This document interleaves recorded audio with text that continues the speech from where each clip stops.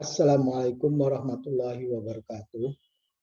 Pagi ini kita akan memaparkan suatu materi kuliah patogenesis kanker serviks.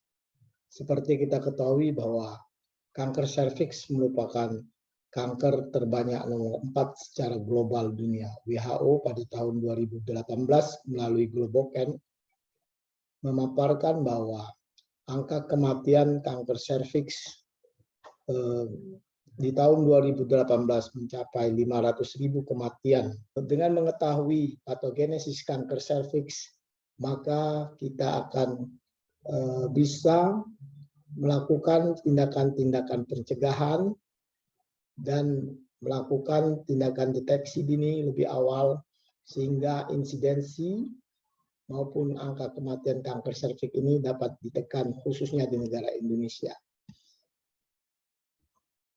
Berdasarkan hasil penelitian para ahli, mereka mendapatkan bahwa angka terjadinya kanker serviks itu disebabkan oleh adanya infeksi persisten daripada virus human papillomavirus. Human papillomavirus merupakan jenis virus yang mengandung DNA. Sudah diketahui lebih dari 40 tipe, namun ada lebih kurang 15 tipe yang diduga merupakan tipe onkogenik yang dapat menimbulkan kanker serviks. Papillomavirus ini merupakan virus yang mempunyai rantai DNA di mana dalam proses memperbanyak diri dia tidak bisa mengandalkan dirinya sendiri sehingga dia harus menumpang atau parasit pada inangnya. Nah, dalam hal ini virus HPV ini akan menginfeksi daripada lapisan epitel dari serviks, terutama di lapisan di zona transformasi. Virus HPV memiliki antigen yang utama yaitu antigen E6 dan E7. Di mana antigen E6 dan E7 ini merupakan antigen yang berfungsi mengontrol dan mengambil alih motor replikasi daripada sel inang.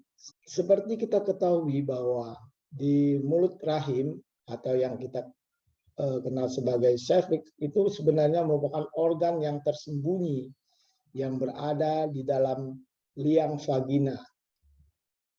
Lapisan serviks itu terdiri dari lapisan epitel berlapis gepeng, di mana lapisan parabasal merupakan lapisan sel yang aktif melakukan pembelahan apabila terjadi apoptosis atau kematian sel di permukaan epitel ini, maka sel ini akan melakukan pembelahan dan mengganti sel. Pada waktu wanita melakukan hubungan seksual, maka akan terjadi mikroabrasi atau yang kita kenal sebagai luka atau lecet, di mana ini merupakan port di entry dari virus untuk masuk menuju sel parabasal. Di sini virus akan masuk ke dalam inti sel parabasal, di mana proses replikasi itu terjadi pada inti sel, sehingga virus akan mengambil alih mesin replikasi, memaksa sel tersebut untuk selalu membelah, melakukan mitosis secara berlebihan. Ini akan menyebabkan sel parabasal akan terus membelah tanpa ada kontrol. Namun sel-sel anak yang dihasilkan oleh sel parabasal ini akan menghasilkan sel-sel yang bersifat atipik. Atipik artinya bahwa sel tersebut memiliki rasio inti dengan sitoplasma yang berbeda, yaitu 3:1.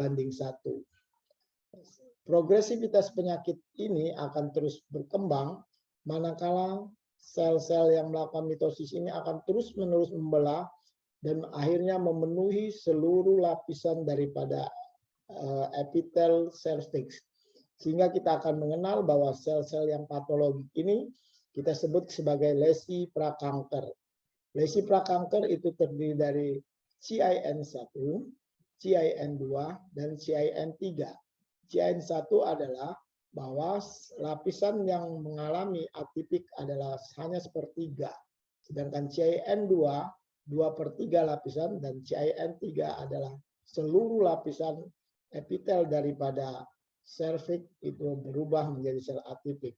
Nah, disinilah nantinya apabila sudah terjadi proses menyeluruh daripada lapisan epitel serviks ini, maka sel-sel yang atipik ini akan memerlukan nutrisi, oksigen ya, dalam jumlah besar.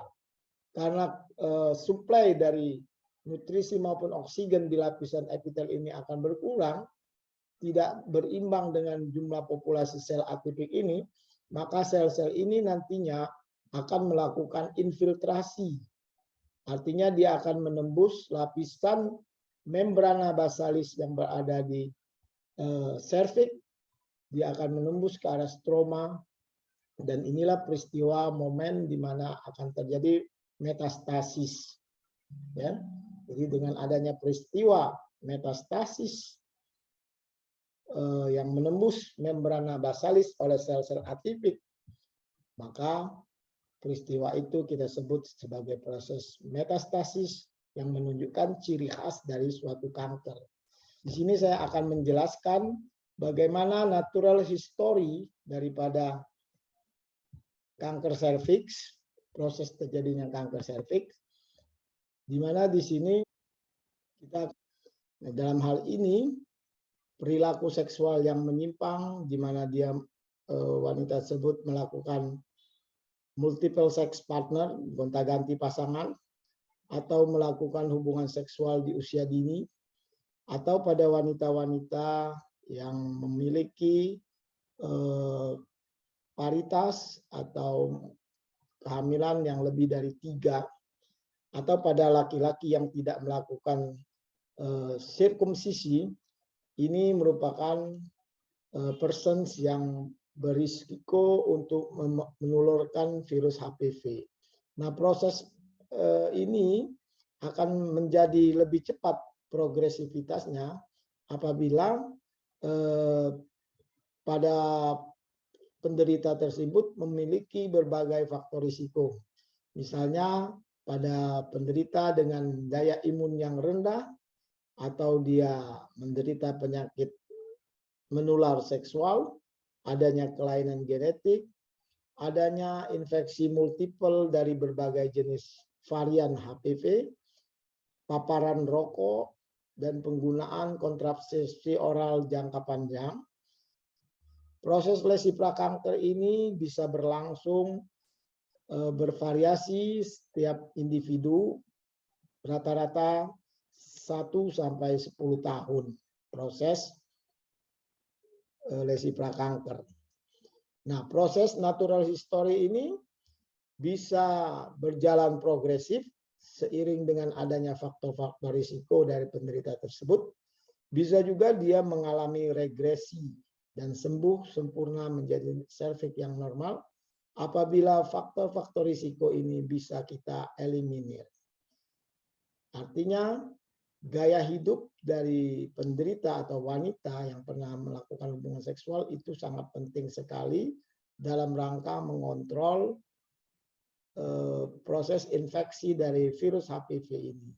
Dengan dia menjaga gaya hidup dengan single partner, menjaga imunitas, menghindari rokok, menghindari pemakaian kontrasepsi oral, maka dia akan mengurangi risiko progresivitas daripada perjalanan penyakit kanker serviks ini. Demikian materi patogenesis kanker serviks ini, semoga bermanfaat. Saya akhiri, billahi taufiq wal hidayah. Wassalamualaikum warahmatullahi wabarakatuh.